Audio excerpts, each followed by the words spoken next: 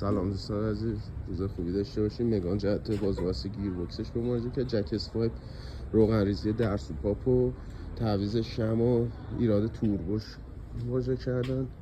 BMW رامشون باز شده برای تعمیر جعل فرامونشون و نشتی از کارتل روغن.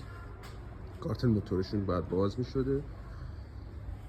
سورنتو هم که برج 11 آوردن، موتورش شب عید رسیده، موتورش تازه بستیم و تحویلشون مزدا رو مراجعه کرد جهت صدایی که تو موتورشون میده.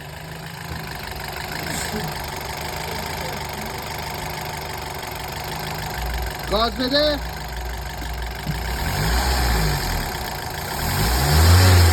بیشتر بیشتر.